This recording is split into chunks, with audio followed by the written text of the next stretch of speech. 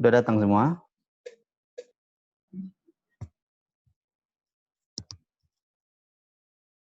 Berapa orang lagi tinggal?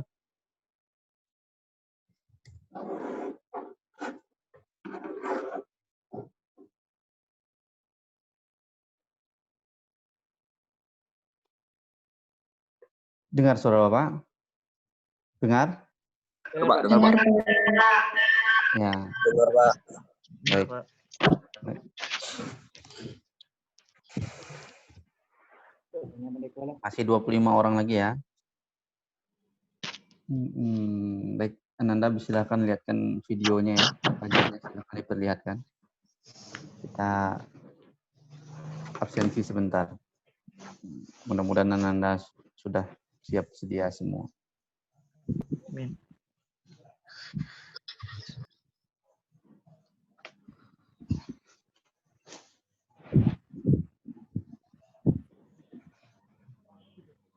Gimana liburannya?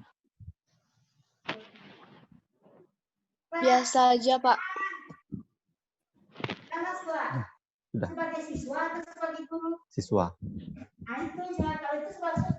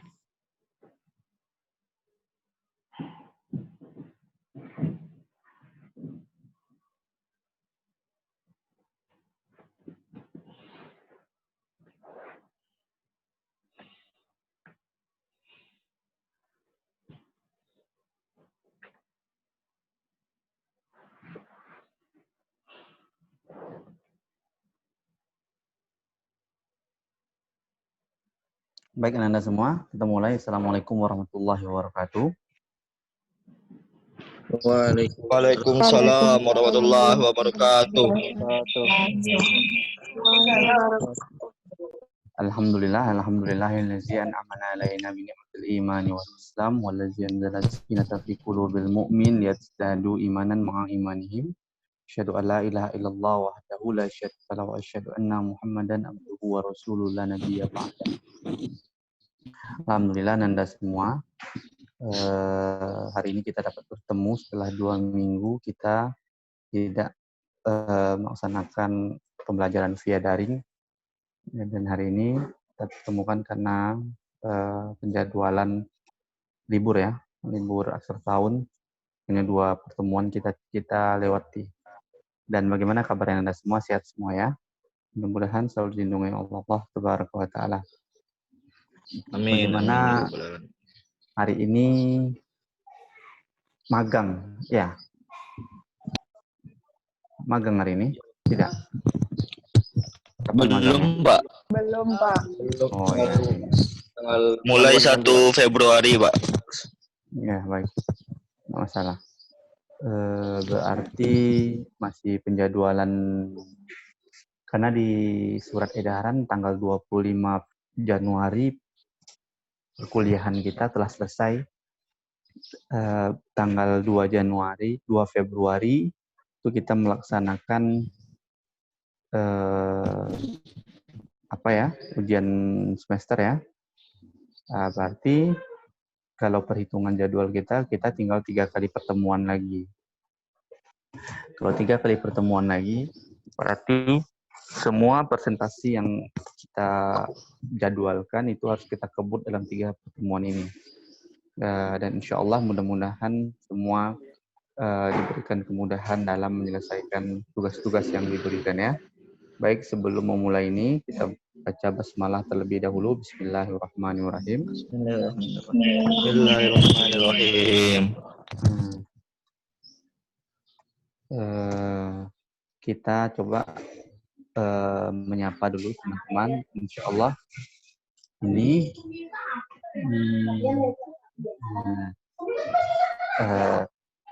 penjadwalan kita itu kemarin terakhir bersama Reza Arya Putra lagi ya. Betul? Betul, Pak. Reza Arya Putra, Muhammad Fakhri Novalil Amnur, Hendra Riyadi. Ya. Saya udah, Pak. Tunggu sebentar, ini Bapak jadi tengok dulu. Muhammad Fakhri sudah ya. Sudah, Pak. Hendra Riyadi yang belum ya. Alvina, Muhammad Azari, Muhammad Ais, Restian, Muhammad Yamin Lubis, Nur Anida, Ahmad Darfin Nasution, Yolanda Febrianti, Fadila Sumarni, Muhammad Syahrofi Samawa, Muizul Hidayat, Zahrona Dasopang, Dia Zahwa Anggraini, Lutfi Rahman, Masya Allah. Masih banyak sekali ternyata yang memang harus kita kejar. Jadi mudah-mudahan kita bisa kejar nih beberapa yang memang materi-materi yang belum tersampaikan pada hari ini dan selanjutnya. Oleh sebab itu, kita akan coba, kita buka dulu terlebih dahulu silabus kita. Silakan Anda buka silabus kita semua. Beberapa materi-materi yang telah kita selesaikan, kita akan coba untuk rangkum terlebih dahulu.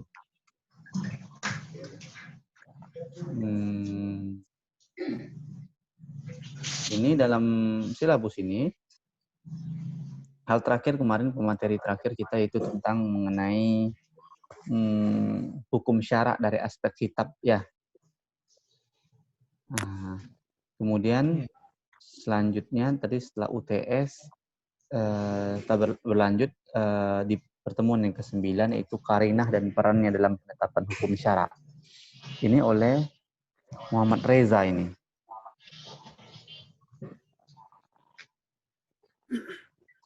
Karinah dan perannya siapa ini kemarin nih?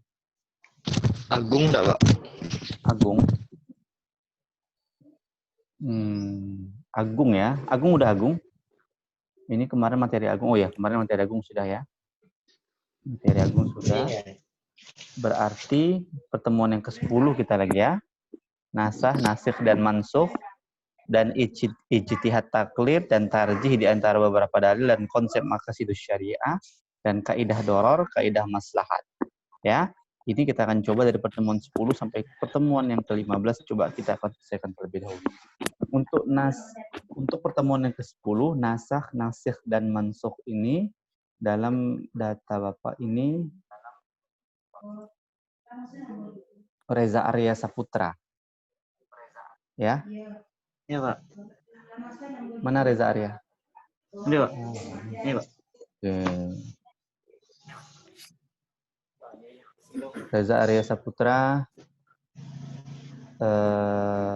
sudah selesai ya? Sudah selesai ya materinya ya? Belum, sudah Pak. Enggak, maksudnya sudah dikirim ke apa? Udah, Pak. Udah selesai ya? Iya, Pak. Oke. Oh, ini dia. Bagi Anda semua, silahkan dibuka di grup. Ini sudah dikirim sama Reza ini. Kalau yang di rumah ini lah. Baik, kepada Reza Arya, silahkan. Baiklah, di sini saya akan menjelaskan tentang Assalamualaikum warahmatullahi wabarakatuh. Assalamualaikum warahmatullahi wabarakatuh. Waalaikumsalam warahmatullahi wabarakatuh. Waalaikumsalam warahmatullahi wabarakatuh. Alhamdulillah wassalatu wassalamu ala Rasulillah wa ala alihi wa sahbihi wa man tabi'ahu wa mawalah. Baiklah, di sini saya Reza Arya Putra akan menjelaskan tentang nasikh wa mansukh. Terlebih dahulu saya akan menjelaskan tentang pengertian nasakh dan mansukh terlebih dahulu, baru kita bahas tentang tata cara terjadinya nasakh. Baiklah, yang pertama itu pengertian nasakh. Nasakh mansukh berasal dari kata nasakh, yang berarti artinya ada beberapa macam. Yang pertama yaitu bermakna izalah, yaitu menghapuskan, menghilangkan. Yang kedua bermakna tabdil, yaitu mengganti atau menukar. Yang ketiga yaitu nasakh bermakna takwil atau memalingkan.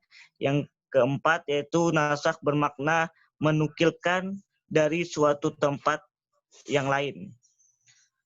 Secara terminologi, nasakh artinya menghapus, yaitu dalil Al-Quran atau Sunnah yang menghapus hukum dalil syar'i atau lafaznya dengan dalil syar'i lainnya.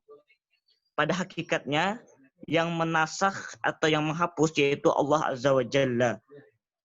Sedangkan mansukh itu ayat yang dihapuskan, yaitu hukum dalil syar'i atau lafaznya yang dihapus, yang dimaksud dengan mansukh. Sedangkan tata cara terjadinya nasakh. Tata cara terjadinya nasakh ada rukun dan syarat nasakh. Yang pertama yaitu rukun nasakh, yaitu adat nasakh adalah pernyataan yang menunjukkan adanya pembatalan hukum yang telah ada. Yang kedua, nasikh, yaitu dalil kemudian menghapus hukum yang telah ada. Pada hakikatnya nasikh itu berasal dari Allah karena dialah yang membuat hukum dan menghapusnya. Yang ketiga, mansukh, yaitu hukum yang dibatalkan, yang dihapuskan atau dipindahkan. Yang keempat yaitu mansukhan, yaitu orang yang dibebani hukum. Adapun syarat-syarat nasakh, yang pertama yaitu yang dibatalkan adalah hukum syara'. Yang kedua, pembatalan itu datangnya dari tuntutan syara'. Yang ketiga, pembatalan hukum tidak disebabkan oleh berakhirnya waktu pemberlakuan hukum, seperti perintah Allah tentang kewajiban berpuasa. Tidak berarti dinasakh setelah selesai melaksanakan ibadah tersebut.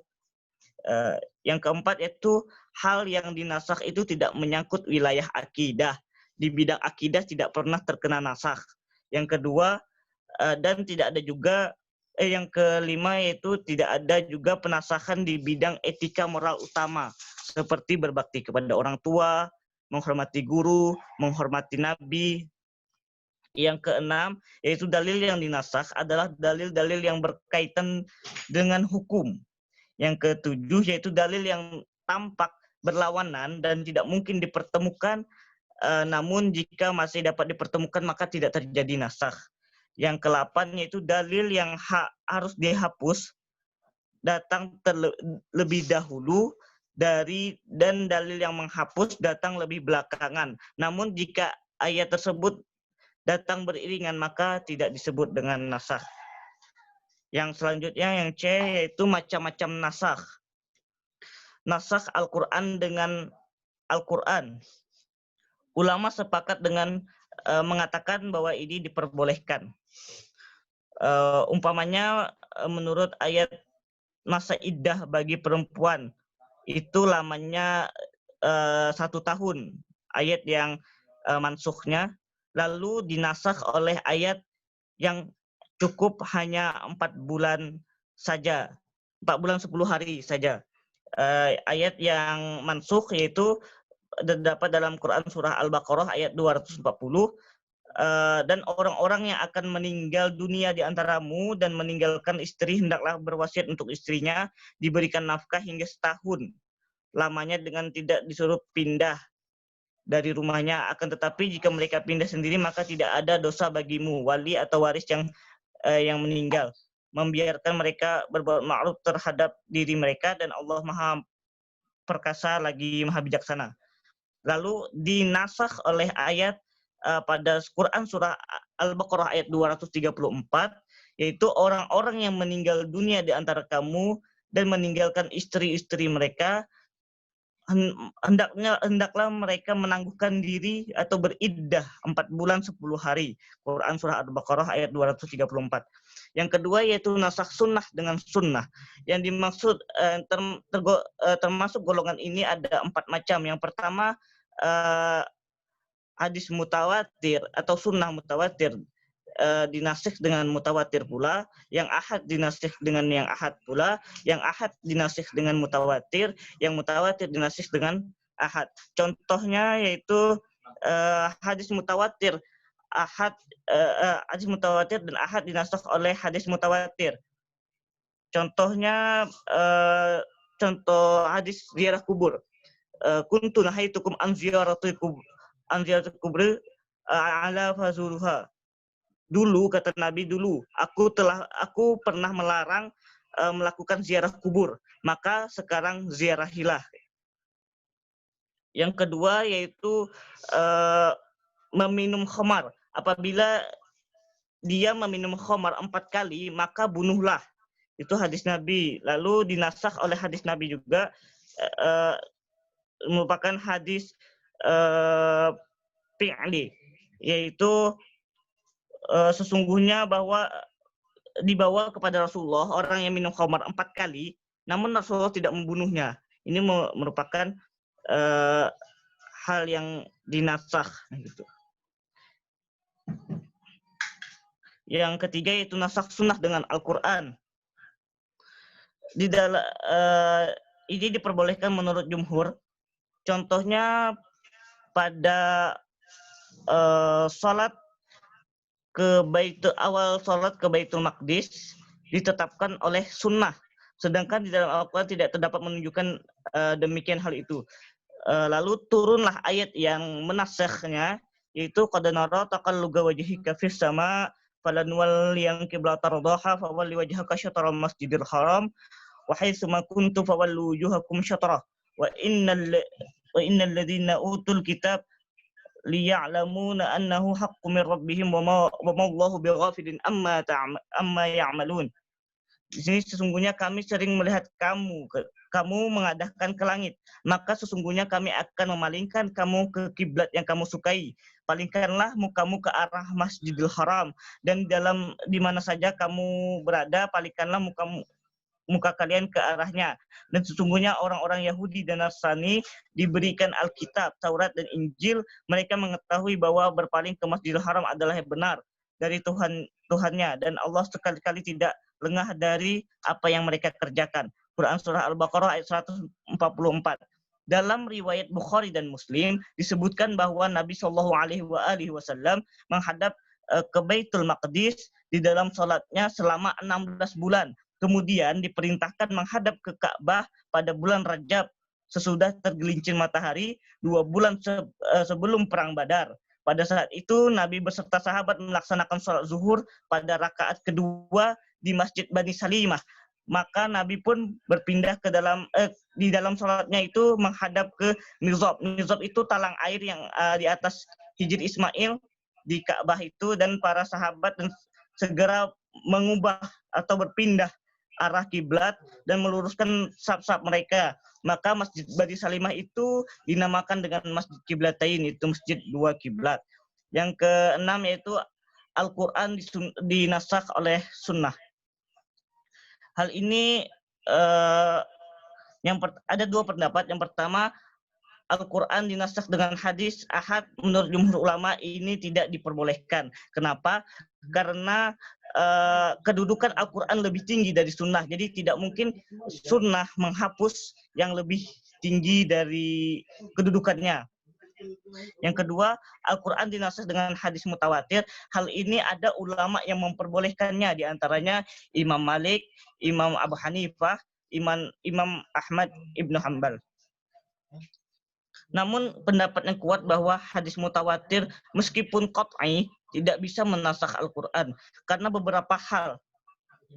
Menurut ayat firman Quran di sini yang artinya, dan apabila kami letakkan suatu ayat di tempat ayat yang lain, maka ayat yang lain sebagai penggantinya. Quran surah An-Nahl ayat 1:1. Maksudnya ayat hanya bisa diganti dengan ayat. Artinya hukum yang telah ditetapkan dengan ayat hanya bisa dinasakh dengan hukum yang telah ditetapkan oleh ayat yang lain. Jadi kalau dinasakh oleh hadis mutawatir, maka ini tidak tepat gitu. Yang kedua yaitu firman Allah, ma nansakh min ayatina aw nunsiha na'ti bi khairin minha aw misliha alam ta'lam anna Allah ala kulli syai'in qadir. Ayat mana saja yang kami nasakh atau kami jadikan manusia, dan kepada kami datangkan yang lebih baik daripadanya atau yang sebanding dengannya. Quran surah Al-Baqarah ayat 106. Pada kata na'ti, kami akan datangkan dikembalikan kepada Allah. Maksudnya bahwa yang mendatangkan nasakh itu ayat adalah Allah Subhanahu wa taala. Sedangkan as-sunnah datang dari Rasul. Lafaz sunnah adalah dari Rasul, sedangkan lafaz Al-Quran itu dari Allah. Meskipun makna Al-Quran, as-sunnah semuanya merupakan wahyu dari Allah, hanya saja as-sunnah berhubungan dengan Rasul dan redaksinya dari sisi redaksinya kalam dari Rasul. Sedangkan Al-Quran adalah kalam dari Allah. Oleh karena itu hukum suatu ayat hanya bisa dinasakh dengan ayat. Yang D itu bentuk-bentuk nasakh.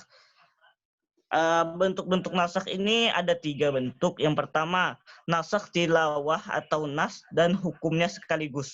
Contohnya ayat yang menyatakan 10 kali penyusuan maka sudah menjadi mahram, haram untuk menikahinya. Contoh, dahulu kata Aisyah radhiyallahu anha, di dalam apa yang diturunkan di antara Al-Quran adalah 10 kali penyusuan, asyarul radha'ah, yang diketahui mengharamkan kemudian dinasakh dengan menghapus dengan 5 kali radha'ah, 5 kali penyusuan untuk anak bayi. Kemudian Rasulullah SAW wafat. Itu termasuk yang dibaca di dalam Al-Quran, hadis riwayat Muslim. Hal ini tidak terdapat lagi teksnya, dan hukumnya juga tidak berlaku tentang 10 kali penyusuan baru menjadi mahram. Yang kedua yaitu nas yang mansukh hukumnya, namun lafaznya tetap ada. Contohnya terdapat dalam Quran surah Al-Anfal ayat 65 dan 66. 65 adalah ayat mansukhnya, yaitu, hai Nabi, kobarkanlah semangat para mukmin untuk berperang. Jika ada 20 orang yang sabar di antara kamu, niscaya mereka dapat mengalahkan 200 orang musuh. Dan jika ada 100 orang yang sabar di antara kamu, niscaya mereka akan dapat mengalahkan 1000 daripada orang kafir. Disebabkan orang-orang kafir itu adalah kaum yang tidak mengerti. Lalu ayat ini dinasakh dengan, sekarang Allah telah meringankan kepadamu dan ia telah mengetahui bahwa padamu ada kelemahan. Maka jika di antara kamu 100 orang yang bersabar, niscaya mereka yang telah mengalahkan 200 mereka akan mengalahkan 200 orang kafir. Dan jika di antaramu ada 1000 orang yang sabar, niscaya mereka akan mengalahkan 2000 orang dengan seizin Allah, dan Allah beserta orang-orang yang bersabar. Hal ini tidak berlaku lagi, namun teksnya masih ada di dalam Al-Quran. Yang ketiga yaitu nasikh tilawahnya atau nasnya dah dihapus, namun hukumnya masih berlaku. Contohnya tentang rajam. Rajam itu hukum teksnya tidak ada lagi di dalam Al-Quran, namun hukumnya masih berlaku sampai sekarang. Contoh teksnya yang terdapat dalam Quran yang sudah dihapus itu yaitu asy-syaikhu wa syaikhatu idza zanaya farjuhuma battah nakala minallahu wallahu azizul hakim. Ini contoh ayat yang sudah dihapus teksnya namun hukumnya masih berlaku. Laki-laki tua dan perempuan tua apabila berzina maka rajamlah keduanya. Pembalasan Allah itu pasti dan Allah itu maha gagah lagi maha bijaksana. Yang itu cara mengetahui nasakh dan mansukh. Caranya ya ada 3. Yang pertama, keterangan tegas dari Nabi dari sahabat seperti hadis tentang aku dulu pernah melarang berziarah kubur, sekarang Muhammad telah mendapatkan izin untuk menziarahi kubur ibunya dan kami berziarah berziarahlah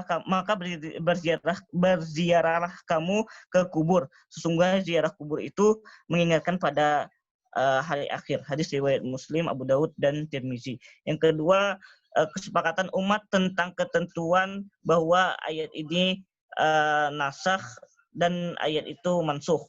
Yang ketiga, mengetahui mana yang lebih dahulu dan kemudian turunnya secara perspektif histori.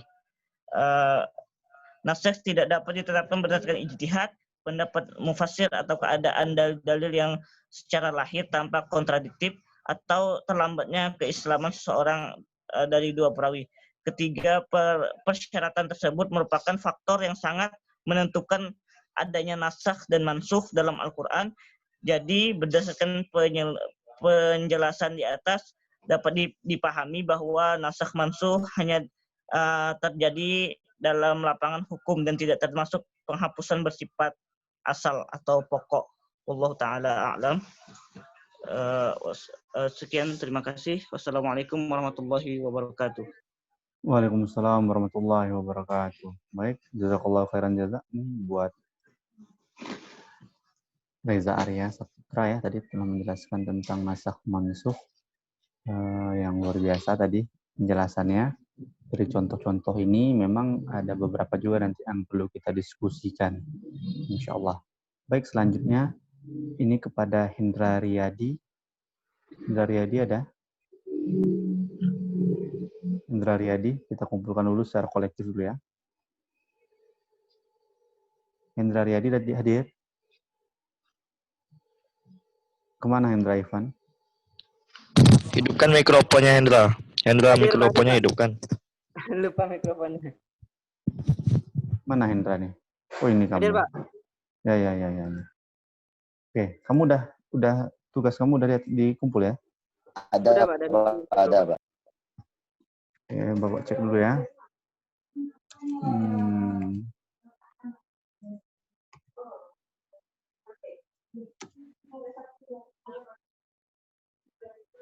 Perbedaan antara nih, ya. Sama nih, sama si Reza Arya nih satu apa nih?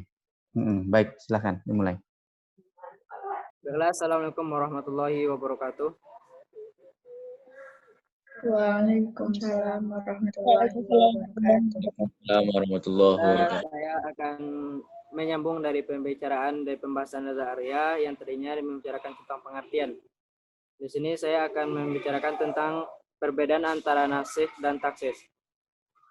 Yang pertama yaitunya ada 4 pembagian. Itu yang pertama yaitunya lafal am atau umum. Setelah ditaksis atau dibatasi akan menjadi samar jangkauannya karena bentuknya masih tetap umum. Namun jangkauannya sudah terbatas sehingga sudah tidak bisa diketahui secara pasti lagi. Apa saja yang masih dijangkau oleh lafal yang telah ditaksis itu, sementara teks dalil yang telah dimansukh itu sudah tidak berlaku lagi, sehingga jangkauannya jelas sudah berhenti. Sebab tujuan dari lafal yang menasakh itu sesuai dengan kehendak Allah Subhanahu wa taala. Bahwa berlakunya jangkauan lafal yang dimansukh itu hanya terbatas sampai kepada waktu yang telah ditentukan. Meskipun bunyi teksnya bisa menjangkau sepanjang masa. Contohnya seperti ketentuan wajib memberikan sedekah kepada fakir miskin jika akan menghadap atau bertanya kepada Rasulullah SAW.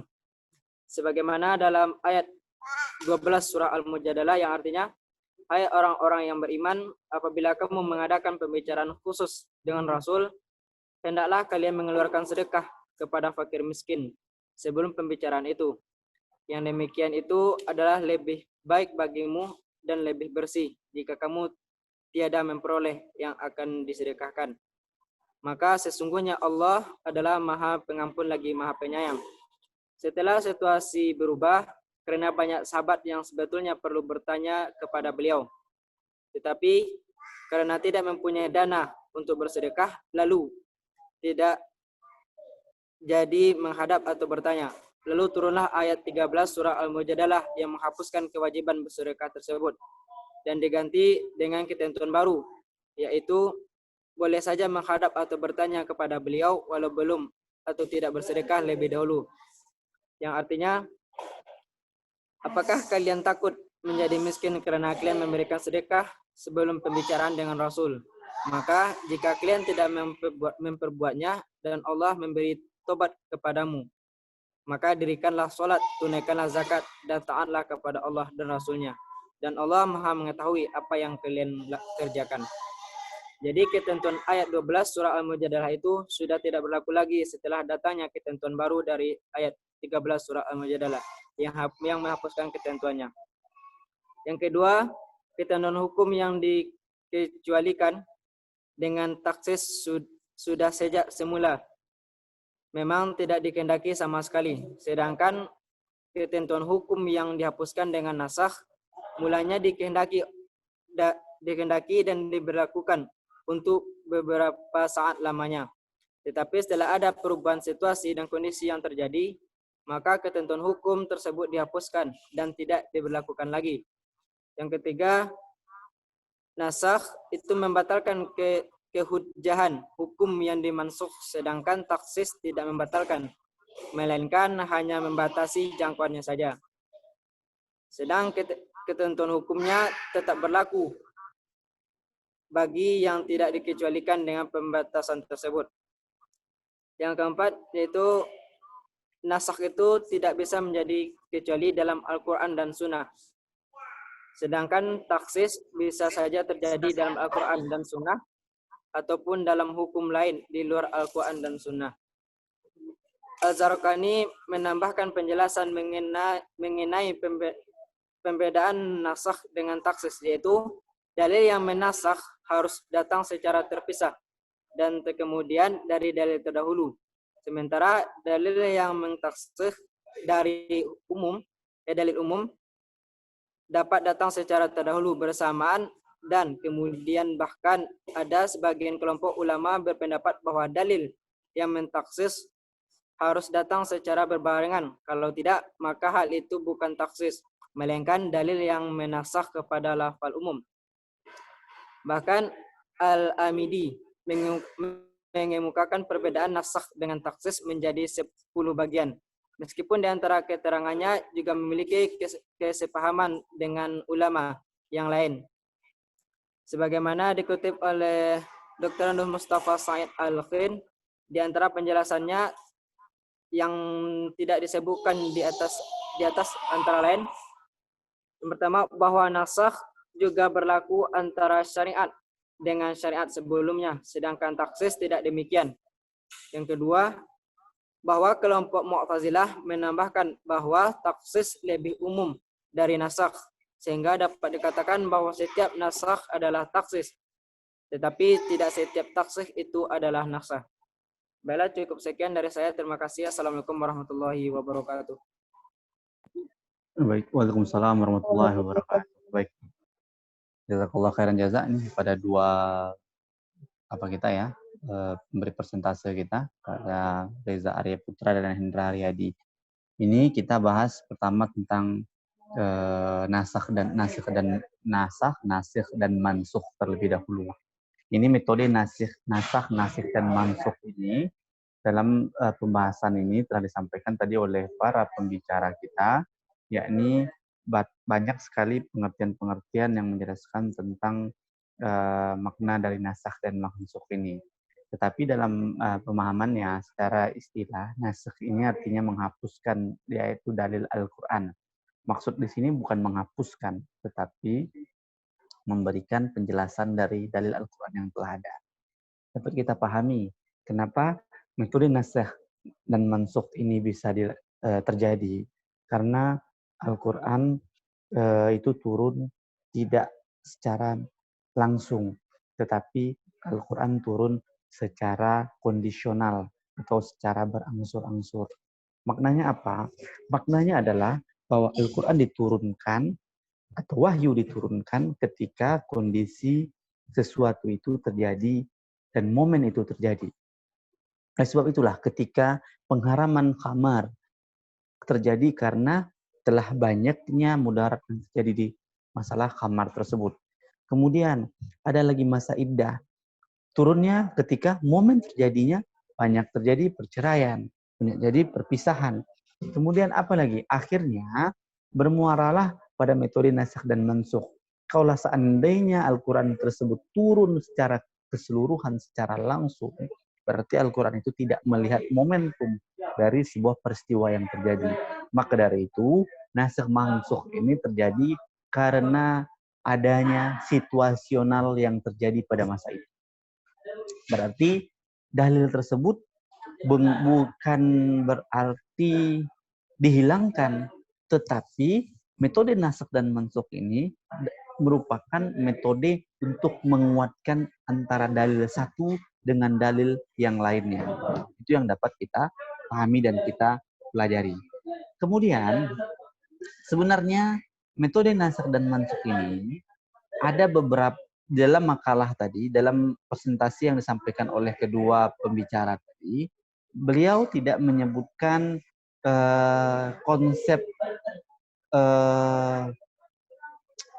model apa yang diberikan oleh metode nasakh dan mansukh tersebut. Apakah boleh Al-Quran dinasakh dan dimansukhkan oleh hadis? Beliau tidak menjelaskan. Antara pemberi presentasi tadi, siapa namanya tadi? Reza dan Hendra. Apakah boleh Al-Quran dinasakhkan oleh hadis sebagai mansukhnya? Apakah boleh Al-Quran tadi yang hanya dijelaskan oleh pemateri pertama tadi, Hendra tadi ya, Reza tadi, Reza tadi menasahkan antara Al-Quran dengan Al-Quran. Kemudian antara hadis dengan hadis. Tetapi ada tidak di sini antara Al-Quran dengan hadis? Di nomor 6, Pak. Oh iya, maaf. Belum baca. Al-Quran dengan sunnah, ini, Pak. Iya. Tetapi tidak maksud gini, Bapak. Al-Quran dinasihkan dengan sunnah. Tapi yang nomor 4, nomor 5 ini ada contohnya nih. Yang nomor 6 ini tidak ada contohnya di sini. Mana contoh ayat Al-Quran tersebut dimansukhkan dengan hadis? Coba kita lihat dari materi yang disampaikan oleh Reza tadi. Nasakh sunnah dengan sunnah. Ada contohnya. Nah, dahulu orang melarang kalian melakukan ziarah kubur, maka sekarang berziarah. Kemudian dimansukhkan dengan sunnah yang lainnya. Ya kan? Ada contohnya kan? Kemudian sunnah dengan Al-Quran. Ini juga tidak ada contohnya. Ayat Al-Quran dijelaskan oleh Reza, tetapi tidak menjelaskan apa mansukh dari sunnah dan Al-Quran tersebut. Ya Reza ya? Betul? Nah, kemudian Al-Quran dinasakhkan dengan sunnah. Di materi yang ke-6 ini ya, tetapi contohnya tidak dijelaskan oleh Reza. Reza hanya mengutip sebuah ayat tentang An-Nahl ayat 101. Apabila kami meletakkan suatu ayat di tempat yang lain sebagaimana penggantinya, kemudian dimansukhkan juga dengan ayat juga. Iya, Pak. Tetapi seharusnya yang ingin Bapak sampaikan ini penjelasan. Coba Reza sekarang dan Hendra coba cari ada tidak nasakh ayat Al-Quran dengan sunnah sebagai mansukhnya. atau sunnah dimansuhkan dengan ayat wahyu Al-Quran. Nah, ini tidak dapat Bapak temukan di sini. Ada tidak di sini?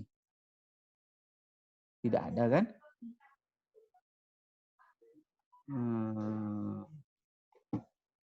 Tidak juga Bapak temukan di materi yang disampaikan oleh Hendra di sini. Ya, betul? Ada tidak? Ada teman-teman yang bisa mendapatkan dari materi yang disampaikan oleh teman-teman kita berdua ini? Tidak ya? Nah, itu betul perlu catatan juga ya. Yang Al-Quran, yang menasihkan Al-Quran dengan As-Sunnah itu, Pak? Ya. Kalau gini, tunggu dulu sebentar. Coba disampaikan dulu. Metode 4 model dulu. Baru kita runutkan dulu. Model yang pertama, nasakh Al-Quran dengan Al-Quran. Ada pertama, ayat Al-Quran yang nasihnya, apa mansukhnya dengan Al-Quran? Oke, ada tadi ya. Kemudian, Al-Quran dengan hadis. Nasakhnya Al-Quran, mansukhnya hadis. Kemudian, hadis dengan hadis. Tadi ada juga nampaknya. Jadi, harus dirunut dulu nih, 4 model dari metode nasakh dan mansukh ini. Kemudian, nasakh hadis dengan Al-Quran.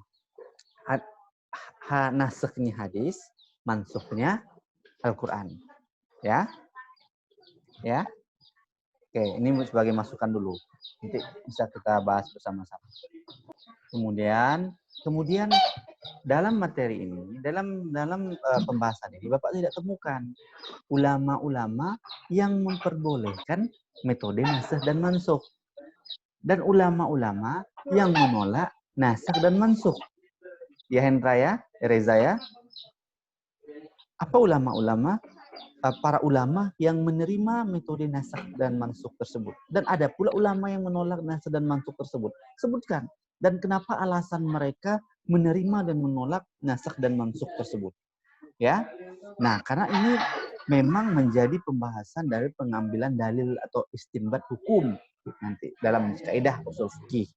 Metode nasakh dan mansukh ini menjadikan sumber dalil ketika sumber-sumber lain tidak ditemukan atau menjadi kontroversi. Ada beberapa ayat kok bisa menyalahi ayat-ayat yang lain. Nah, itu nanti ada penjelasannya. Jadi kita harus menjelaskan mendudukkan dalam pendapat ulama, apalagi ulama mutakhirin atau ulama kontemporer.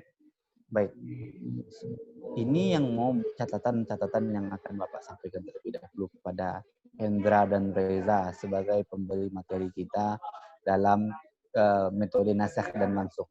Selanjutnya Bapak akan berikan seluas-luasnya kepada teman-teman untuk berdiskusi untuk satu materi kita terlebih dahulu sebelum kita lanjutkan ke materi selanjutnya. Karena ini sangat luar biasa sekali. Untuk Hendra dan Reza, silakan dicatat yang kurang tadi, ya. Tolong nanti sekarang Bapak tunggu Reza dan Hendra, Bapak ingin melihat Anda semua. Pertama, model 4 model tersebut, Al-Quran dengan Al-Quran, oke ada tadi. Kemudian Al-Quran dengan hadis, ada tadi. Hadis dengan hadis, kemudian hadis dengan Al-Quran, kemudian ulama-ulama yang menolak metode nasakh dan mansukh tersebut. Ya, menerima dan menolak nasakh dan mansukh tersebut ya. Baik, selanjutnya Bapak serahkan kepada teman-teman kalau ada pertanyaan atau hal yang perlu didiskusikan. Kalau tidak ada Bapak tunjuk ya orangnya ya. Kalian harus menjadi pemdiskusi yang luar biasa baik dan bagus. Masa nggak ada yang perlu didiskusikan seperti ini?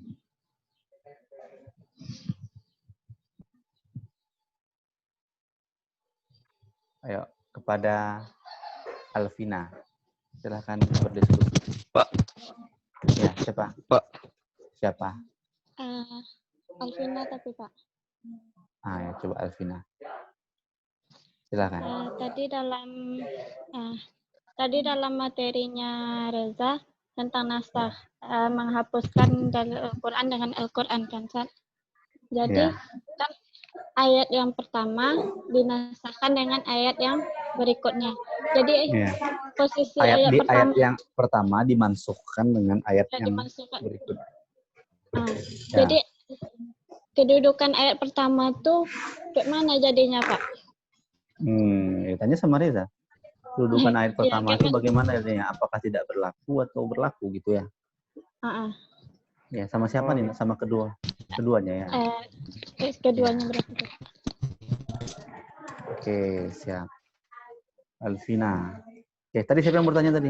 Yang mau diskusi tadi siapa? Siapa tadi? Nggak ada? Nggak ada? Oke, lanjutnya.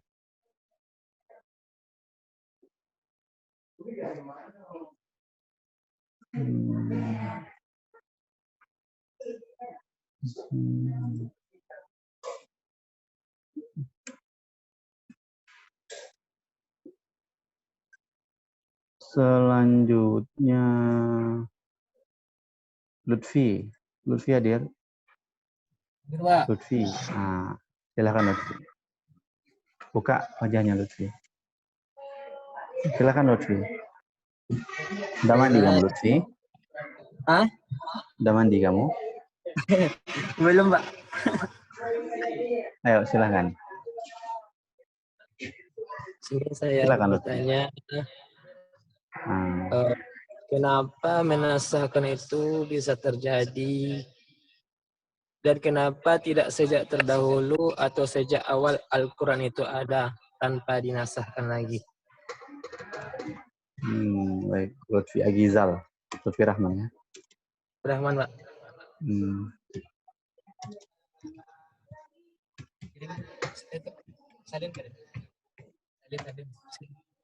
Dah, baik. Ada lagi? Ada lagi? Tidak. Miftahur Rahman lagi satu lagi. Silakan Miftahur Rahman.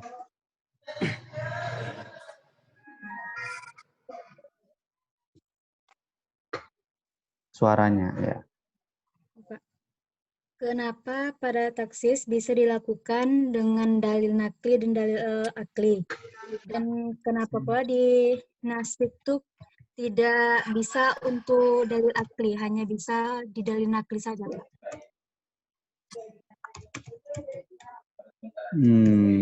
Tuh. Paham. Coba ulangi lagi. Gimana? Ditaksiskan, Pak, cuma bisa dilakukan dengan dalil akli dan dalil nakli. Tapi kenapa pada nasak tidak bisa digunakan untuk dalil akli, Pak? Hanya bisa di dalil gitu. nakli.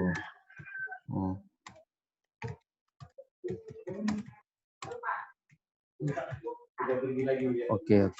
Masya Allah, luar biasa. Baik, Nanda semua, luar biasa. Terima kasih atas beberapa diskusi-diskusi kita ini. Kita sampaikan kepada para pemberi persentase kita nih ya, Ananda, Reza, dan Arya. Tadi ada 3 yang perlu kita diskusikan. Pertama, bagaimana kedudukan ayat pertama? Bagaimana kedudukan ayat yang dinasahkan? Maksudnya seperti itu maksud Alvina. Ketika telah dimansuhkan dengan ayat yang kedua, ayat yang telah dilakukan, ayat kedua yang telah dimansuhkan. Apakah ayat tersebut tidak menjadikan dalil yang kuat karena telah dimansuhkan dengan ayat kedua? Itu seperti itu pertanyaan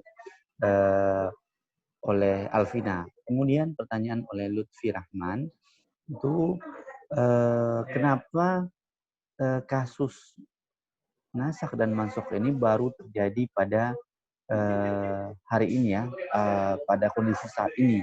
Kenapa? Apakah sebelum Al-Quran itu diturunkan? Apakah sebelum Al-Quran itu ada? Apakah metode nasakh dan mansukh ini tidak ada? Nah, seperti itu mungkin pertanyaan oleh Lutfi Rahman. Kemudian ini Miftahur Rahman, kenapa metode takhsis ini bisa melalui dalil akli dan nakli, tetapi metode nasakh kenapa hanya bisa melalui dalil nakli dan tidak bisa melalui dalil akli?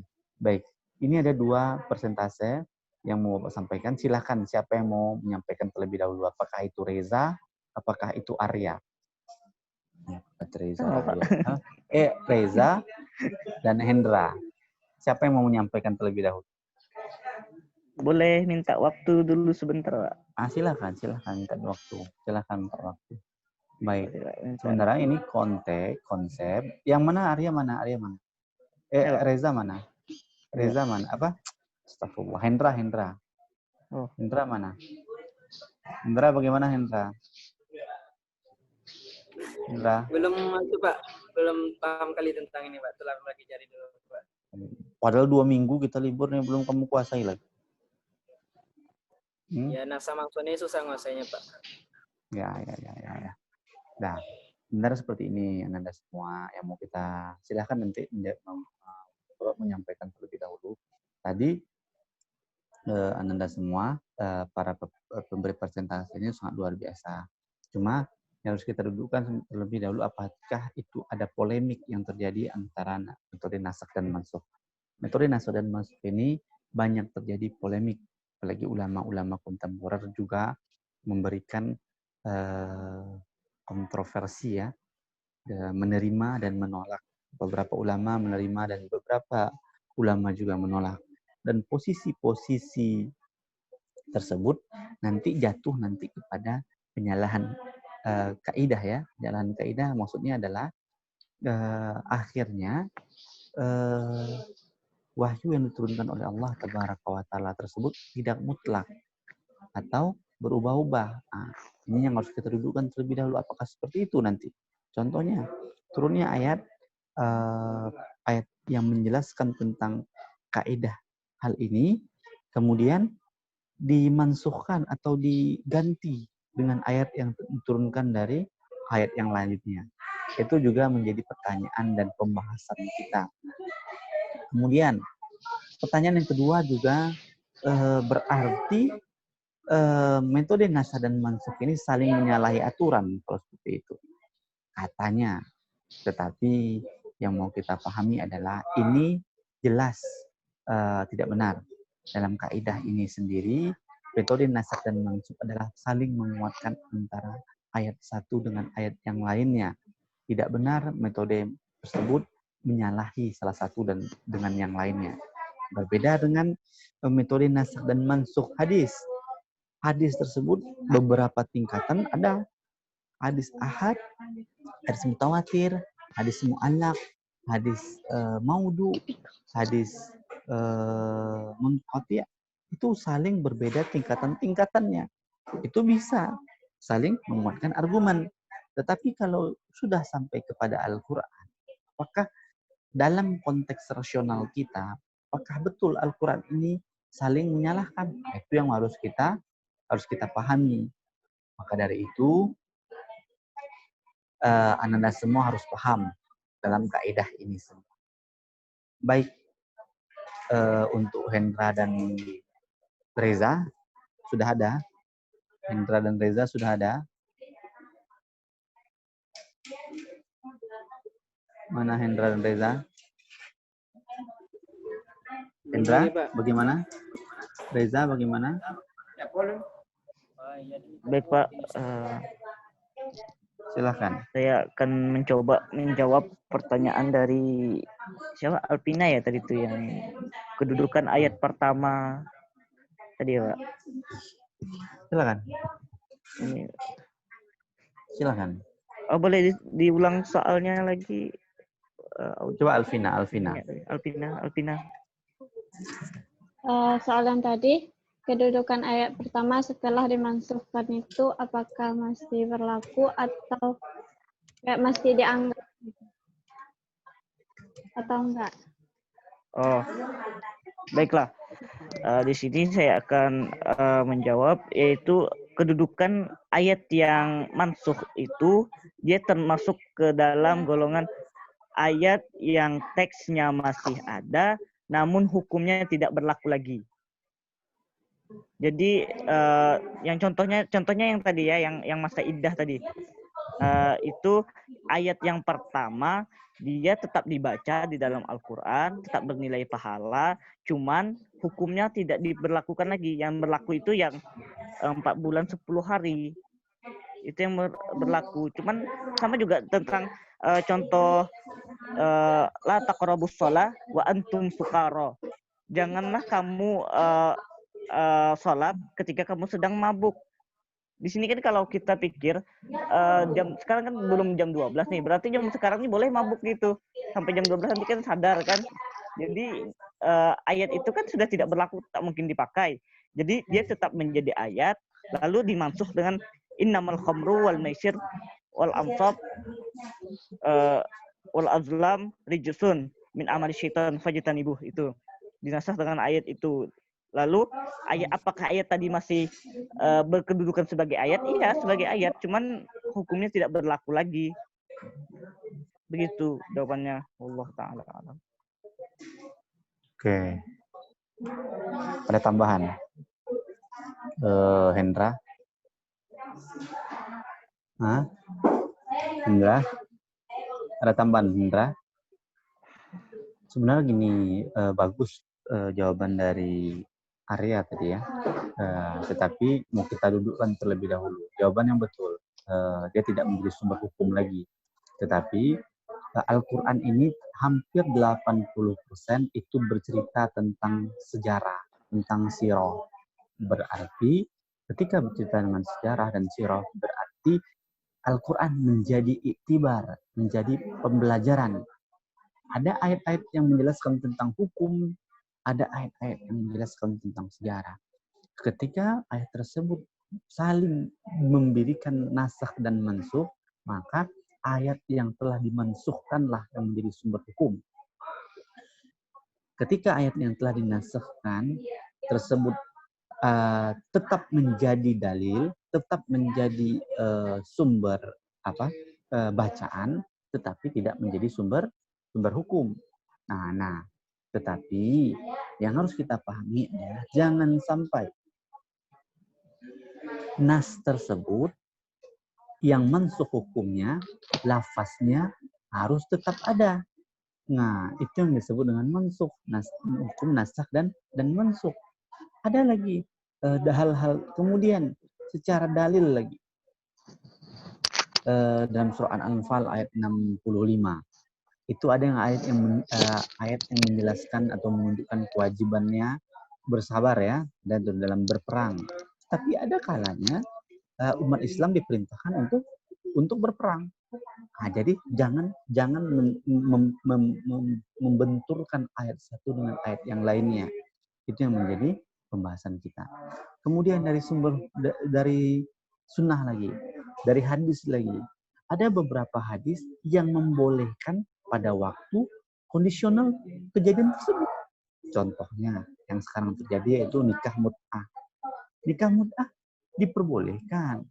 Kemudian berbohong diperbolehkan dalam hadis. Siapa seorang pertama yang diperintahkan berbohong kan untuk menguatkan akidahnya? Ammar bin Yasir.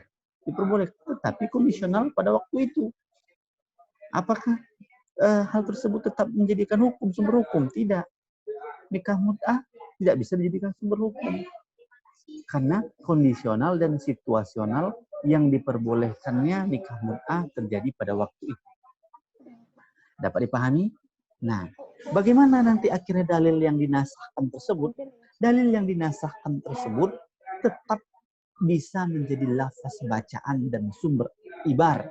Karena hampir 80% ayat Al-Quran itu menjelaskan tentang pelajaran-pelajaran sejarah, histori kehidupan, wahyu-wahyu yang diturunkan karena sebuah kejadian, momentum. Nah, itu yang dapat kita paham. Ada pertanyaan, ada tambahan? Alvina, bagaimana Alvina? Sudah Alvina ya? Sudah, Pak. Oke. Ini Bapak mau lanjutkan ke Reza lah. Reza udah tadi ya. Arya. Mana Arya? Hendra. Hendra, silakan Hendra. Ada yang disampaikan tadi oleh Lutfi Rahman tadi. Lutfi Rahman ini dia bertanya, kenapa kasus nasakh dan mansukh ini terjadi baru-baru ini ya, secara kontemporer ya. Kenapa tidak dari kemarin-kemarin atau tidak kepada Al-Quran pada waktu diturunkan? Silakan. Gimana menurut Endra? Nggak apa-apa, kita diskusi. Silakan sampaikan apa yang bisa kita sampaikan.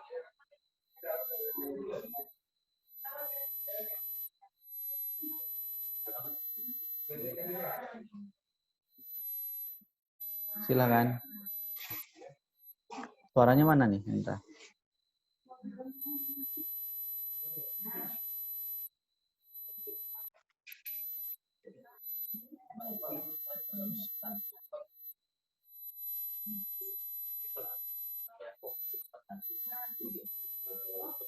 Suaranya mana nih, Hendra?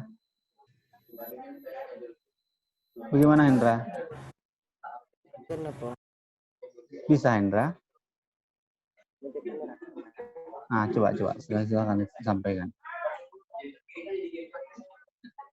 Atau ada perlu dibantu, Reza?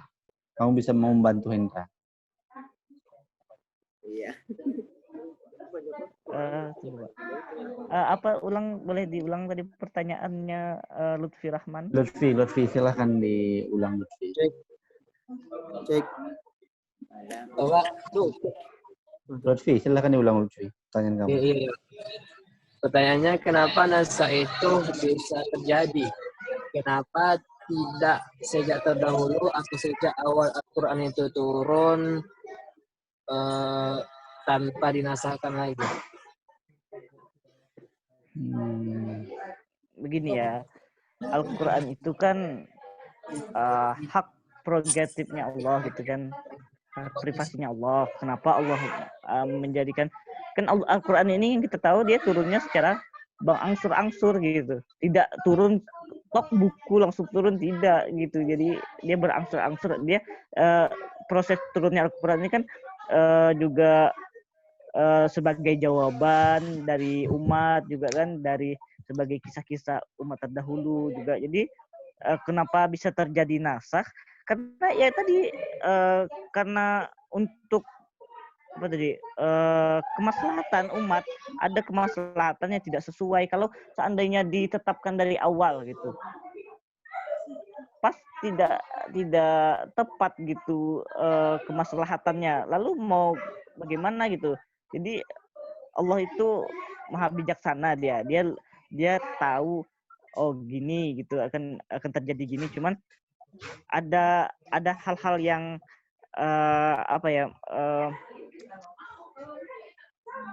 supaya gimana ya, saya juga jelaskan nih, supaya Begini. Coba Endra. Gimana, Pak? Bisa bantu Endra nggak? Endra bisa bantu nggak? Endra bisa bantu nggak? Ya, Pak. Bisa bantu, Endra? Ya, Pak. Endra bisa bantu. Hendra, tolong Hendra. Nggak bisa, Endra? Ya susah Pak jawabannya yang kayak gitu. Gini, makanya tadi kan Bapak mau sampaikan kalian. Nanti harus direvisi ya, Hendra dan Reza ya. Iya, Pak. Cari apa model-model nasakh dan mansukh tersebut. Nasakh mansukh Al-Quran dan Al-Quran, nasakh mansukh ayat dengan hadis dengan Al-Quran, hadis dengan hadis, Al-Quran dengan hadis. Kemudian ulama-ulama yang menolak nasakh dan mansukh baru nanti nampak kenapa metode nasakh dan mansukh ini baru terjadi pada saat sekarang. Maksud seperti itu kan? Nah, dari hal tersebutlah dapat alasan para ulama-ulama tersebut menolak dan menerima metode nasakh dan mansukh tersebut. Nah, siapa ulama yang menolak nasakh dan mansukh tersebut? Apa alasan mereka menolak metode nasakh dan mansukh tersebut? Kemudian siapa ulama yang menerima nasakh dan mansukh tersebut? Dan apa ulama yang menerima? Kenapa alasan mereka menolak dan menerima nasakh dan mansukh tersebut? Itu pertama, ya. Itu menjadi revisi ya. Tolong direvisi, ya. Paham ya? Nah, kemudian pertanyaan dari Lutfi Rahman tersebut ini sebenarnya sudah Bapak sampaikan. Kenapa baru-baru ini? Karena metode nasakh dan mansukh ini terjadi situasional dan kondisional, melihat waktu dan tempat.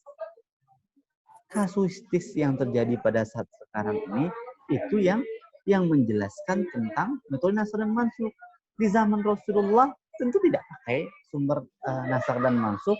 Kenapa? Karena sumber rujukannya itu Al-Quran dan ada Rasulullah SAW tempat tempat merujuk. Tak perlu pakai metode naskah dan mansukh. Kemudian kenapa Al-Quran tersebut turun 22 tahun, 20 bulan, 22 hari. Rasulullah Shallallahu Alaihi Wasallam menjadi Rasul tersebut berapa tahun? 23 tahun. Umur 40 beliau diangkat menjadi Rasul. Beliau wafat pada usia 63 tahun. Berarti periodisasi Rasulullah Shallallahu Alaihi Wasallam bersama Al-Quran itu 23 tahun lamanya. 23 tahun lamanya tersebut, kenapa Al-Quran dan Rasulullah Shallallahu Alaihi Wasallam berjalan dua periode Makkah dan periode Madinah. Madinah 13 tahun Rasulullah, kemudian Madinah 10 tahun Rasulullah Shallallahu Alaihi Wasallam. Kemudian Al-Quran diturunkan pada masa periodisasi Makkah berbeda pada masa periodisasi Madinah. Hukum-hukum yang terjadi di periodisasi Makkah, Al-Quran turun bagaimana? Al-Quran turun pada bab-bab tentang akidah. Surat-surat akidah apa? Al-Ikhlas. Al-Ikhlas. An-Nas. Al-Falaq. Surah-surah juz amma tersebut turun di kota Makkah. Kenapa? Karena kondisi dan situasional di zaman Rasulullah SAW di kota Makkah tersebut untuk menguatkan akidah. Kemudian kemudian Rasulullah hijrah ke Madinah 10 tahun lamanya. Turun ayat tentang Madaniyah, tentang di kota Madinah tersebut apa? Tentang muamalah, tentang sejarah, tentang sosial, tentang militer. Nah, tentu tidak ada metode nasikh dan mansukh di zaman Rasulullah. Barulah 1 abad, 2 abad kenabian Rasulullah SAW telah selesai pada periodisasi para tabi'un. Barulah keluar metode nasikh dan mansukh. Makanya ini menjadi catatan buat para pemateri tadi. Hendra dan Reza. Siapa ulama yang menolak? Siapa ulama yang menerima? Kenapa alasan mereka menolak nasikh dan mansukh? Kenapa mereka menerima nasikh dan mansukh? Itu baru kelihatan. Kenapa periodisasi nasikh dan mansukh baru terjadi di masa tabi'in. Baru terjadi di masa tabi'in. Berarti sudah hampir 2 abad lebih Rasulullah wafat, baru terjadi metode nasikh dan mansukh itu dilaksanakan atau diperdebatkan. Paham ya? Berarti ini menjadi catatan buat 2 pemateri tersebut. Silahkan ditambahkan revisinya tentang metode nasikh dan mansukh itu dan ulama-ulama yang menerima dan menolak nasikh dan mansukh tersebut. Ini nanti akan nampak benang merahnya kemana arah tujuan metode nasikh dan mansukh tersebut. Ya Nanda, nih sebagai contoh gambaran. Ulama yang menerima metode nasikh dan mansukh itu adalah Imam Syafi'i dan pengikutnya. Kemudian ulama-ulama yang menolak nasikh mansukh itu ada Abu Ahmad Al-Isfahan. Itu setelah 1000 tahun baru sudah abad ke 2 abad atau 3 abad setelah wafatnya Imam Syafi'i baru ada ulama Abu Ahmad Al-Isfahan yang menolak metode nasikh dan mansukh. Ya? Paham ya? Oke. Ada pertanyaan? Ada tambahan? Ya? Ini menjadi catatan buat 2 pemateri. Baik, pertanyaan selanjutnya ini dari Miftahur Rahman. Tolong Hendra jawab. Baik, Pak. Ya. Tolong ulangi Miftahur Rahman pertanyaannya. Ulangi Miftahur Rahman. Kenapa pada taksis bisa dilakukan dengan dalil akli dan dalil nakli? Dan kenapa pada nasukh tidak bisa dilakukan untuk dalil akli, hanya bisa dilakukan dengan dalil nakli saja?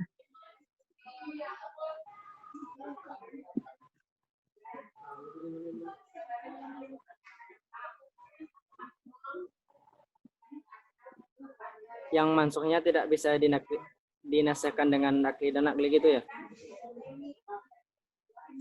ya nasiknya cuma bisa dilakukan dengan dalil nakli saja. Enggak, sebenarnya bisa keduanya itu dalil nakli dan mansukh itu bisa diaklikan, bisa diaklikan. Itu yang dalil naklinya menurut ahli tafsir terbuka dari kalangan yang pahamlah terhadap pendapat adanya naksah dalam Al-Quran, yaitu Ibnu Katsir.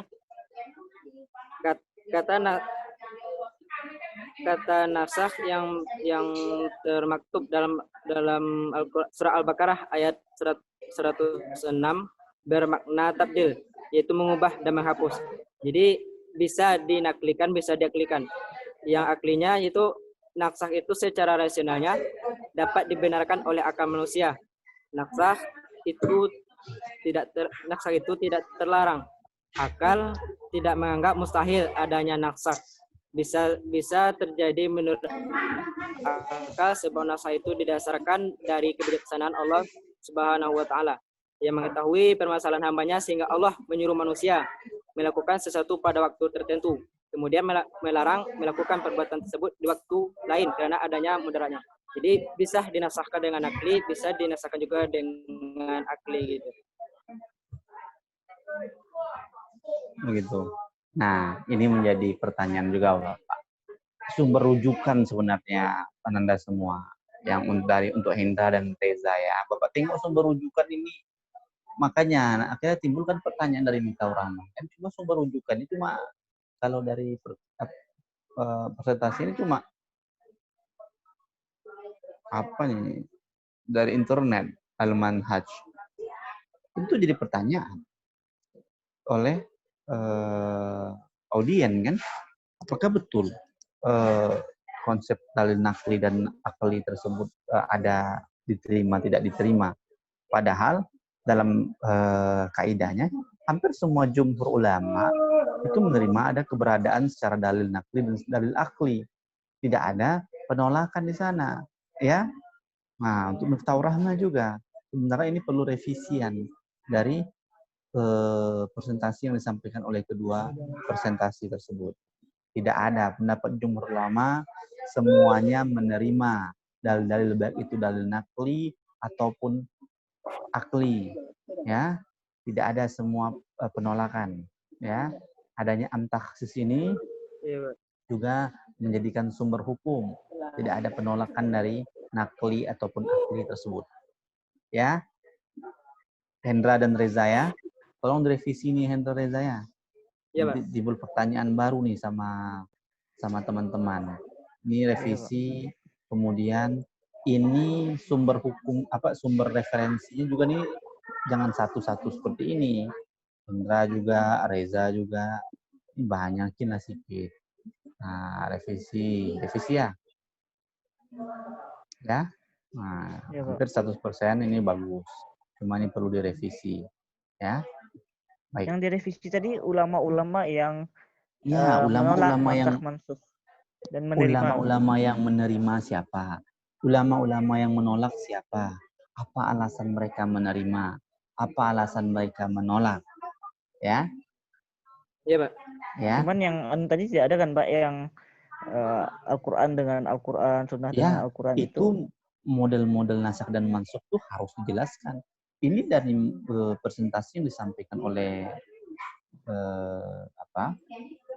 oleh kalian berdua nih, Bapak tengok tak ada ini hampir 100% ini tidak nampak Bapak contoh-contoh nasikh mansukh dari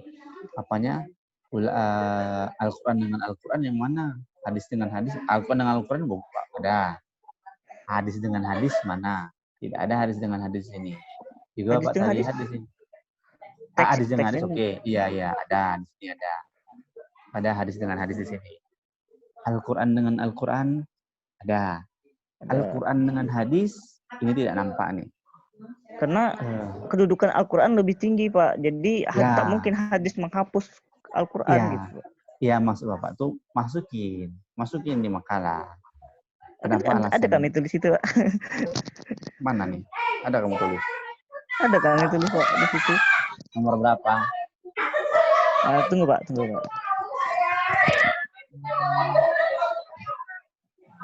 Ya, Reza, Berapa? coba lihat dalil tentang wasiat. Wasiat. Hah? Mana? Ada? Dalil Di sini kan tentang Pak bilang wasiat itu nasih. masuk nggak dalam nas Al-Quran dengan hadis?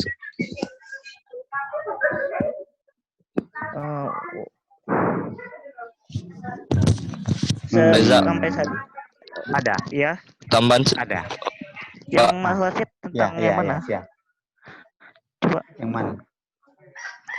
Iya, nasakh.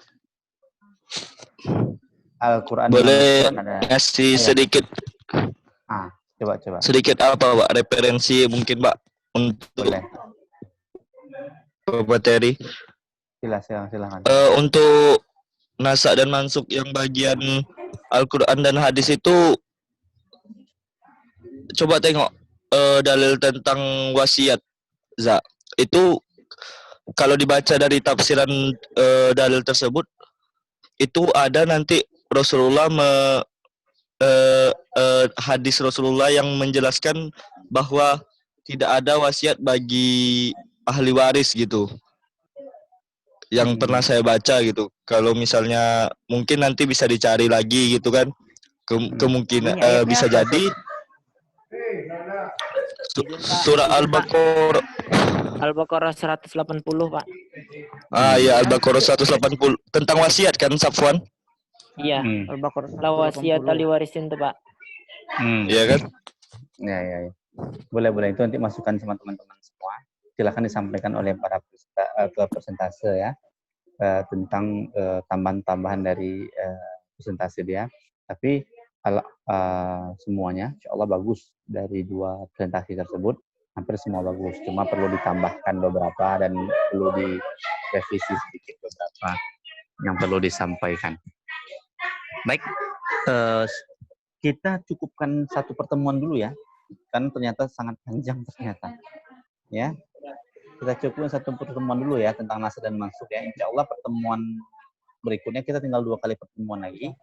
Kita ikutkan dengan ijtihad dan taklid, tarjih di antara beberapa dalil, konsep maqasidus syariah. Itu soalnya udah 9:30 juga nih. Konsep maqasidus syariah, kaidah doror dan kaidah maslahat. Ini kita untuk pertemuan selanjutnya, ini kita masukkan ijtihad dan taklid, tarjih di antara beberapa dalil dan konsep maqasidus syariah. Berarti 3 pertemuan. Besok di pertemuan di tanggal 14 ya. Tanggal 14, tolong para presentasi untuk melengkapi presentasinya tentang ijtihad dan taklid, tarjih di antara beberapa dalil dan konsep maqasidus syariah. Kemudian, untuk di tanggal 21, itu ada kaidah doror dan kaidah maslahat. Tolong dilengkapi juga ya, para presentasi ya. Baik, insya Allah untuk pemateri ini, metode nasakh dan mansukh, alhamdulillah, secara garis besar, Anda harus pahami bahwa konteks nasakh dan mansukh ini masuk dalam salah satu istinbat hukum Islam, ya, salah satu metode pengambilan istinbat hukum Islam. Jadi harus kita pahami juga penyelarasan dari metode tersebut.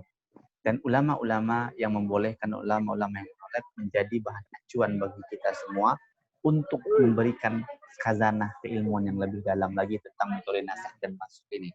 Baik, ada pertanyaan? Ada pertanyaan untuk Reza dan Hendra? Ada pertanyaan? Iya Pak, ada yang mau saya diskusikan bisa Pak? Boleh. Silakan siapa? Hendra, Reza.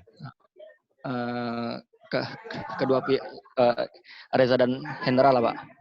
Ya, silakan. Kan gini Pak, kalau sekarang ini Pak, sebagian orang ada mengatakan bahwa hadis Nabi melarang tentang ziarah kubur, contohnya Pak, hadis tentang ziarah kubur, tetapi orang itu tidak mengambil hadis yang kedua, bahwa Rasulullah membolehkan ziarah kubur. Jadi gimana tuh Pak? Apakah mereka gagal memahami suatu hadis atau gimana tuh Pak? Padahal hadisnya ada gitu Pak. Ya. Ini berhubungan salafi. Enggak ada. Coba. Reza. Gimana Reza? Gimana Reza? Jawabnya Reza. Ini dari Fadel nih. Tentang orang yang menolak tentang hadis ziarah kubur gitu ya. Ya. Coba Reza atau Hendra, siapa yang mau jawab? Silakan. Hendra ini diam-diam aja. Nanti jadi wakil presiden kamu Hendra. Orang yang mungkin mengapa dia tidak memakai hadis yang kuntu nahaitukum ziyaratil kubur itu mungkin ada beberapa faktor mungkin ya. Mungkin karena kurang belajar gitu atau kurang memahami gitu. Utamanya ini banyak dipahami oleh ya teman saudara-saudara kita dari Salafi gitu kan yang menolak ziarah kubur gitu. Tapi secara umum lah ya yang saya tahu mereka tidak menolak, cuman ada beberapa poin yang ibadah di dalam ziarah kubur itu yang mereka tolak gitu. Iya. Kalau menurut kamu menerima atau menolak Reza? Kami menerima, Pak.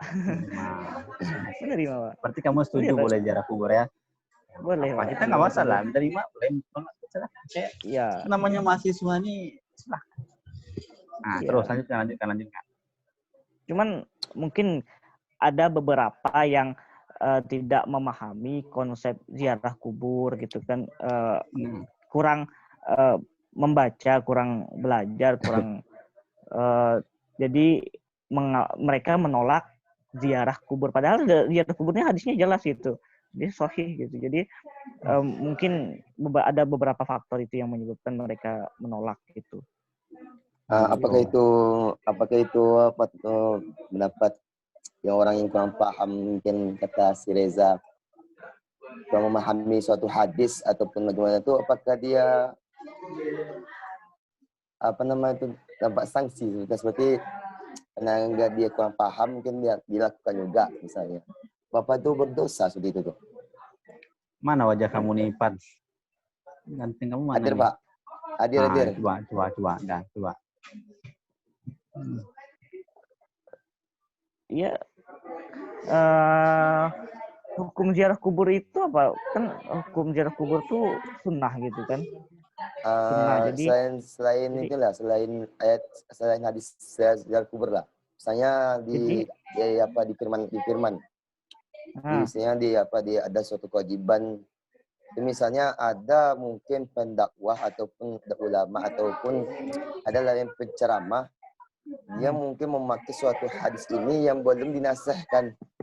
Padahal ayat ini sudah dinasihkan. Misalnya ada seorang penceramah ataupun seorang pendakwah mungkin nih, dia menyampaikan suatu dalil, menetapkan suatu dalil hukum.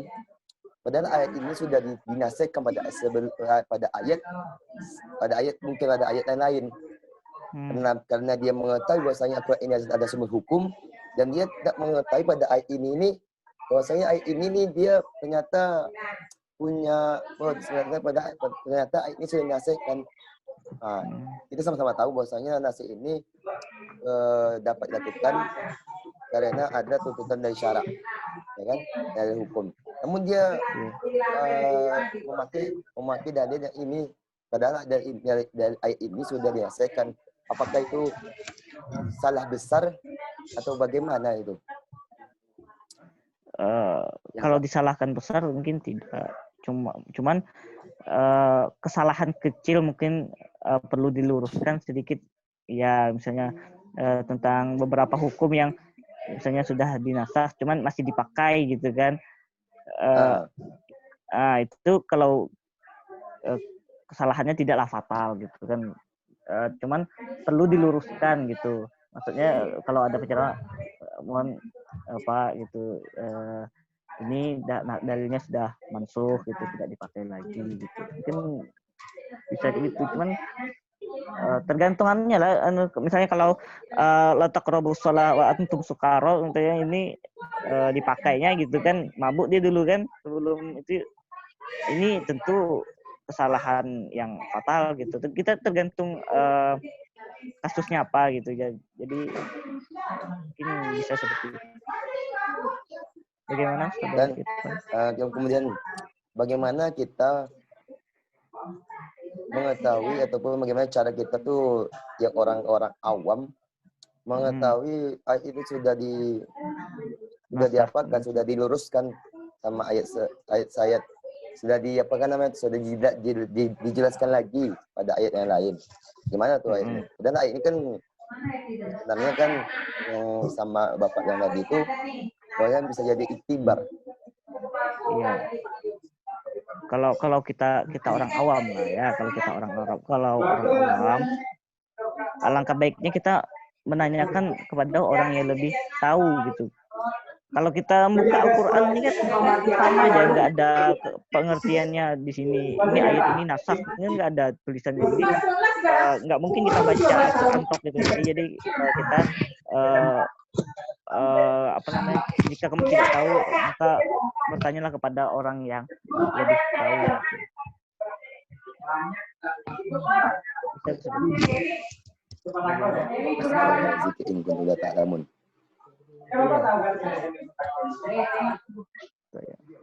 Terima kasih. Iya, baik. Ada tambahan, Indra? Indra, kamu jangan diam-diam. Jadi wakil presiden kamu nanti. Nah, ya. Nggak ada Pak, itu udah dilengkapi sama Reza ya. Lagian kan kalau seandainya pemahaman orang tuh berbeda-beda ya Pak ya. Kan kita nggak tahu kayaknya contoh orang tuh mazhab, kita berbeda-beda mazhab.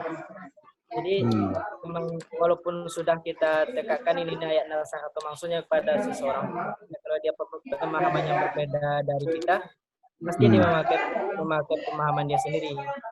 Jadi nggak bisa juga kita menyalahkan dia atau bagaimana ya. Itu aja. Ya. Baik Anda semua. Tadi mengenai pemahaman penjelasan terakhir tadi tentang Irfan mengangkat tentang ziarah kubur. Ini Ananda sebagai seorang mahasiswa, Ananda sebagai seorang muslim harus bersifat wasatiyah. Wasatiyah tersebut adalah bagaimana konteks moderasi dalam beragama. Jangan sampai jatuh kepada pembid'ahan. Jangan sampai jatuh kepada penyalahan suatu hukum tersebut. Ya, jangan sampai hal itu sampai terjadi. Itulah yang menimbulkan clash dalam ibadah. Hal tersebut yang harus kita hindari. Nah, menurut konteks pemahaman nasakh mansukh dalam hadis tersebut, itu yang diangkat oleh Reza tersebut adalah hukum tentang ziarah kubur. Ini harus kita pahami melalui tempat dan waktu hukum tersebut terjadi. Ya, hadis pertama yang dinasakhkan tersebut adalah pembolehan ziarah kubur. Itu momennya, waktunya Rasulullah SAW itu membolehkan melarang ziarah kubur. Nasakh tersebut melarang ziarah kubur itu kapan? Kemudian dimansuhkan dengan hadis yang telah membolehkan tentang ziarah kubur. Itu juga kapan? Kapan Rasulullah SAW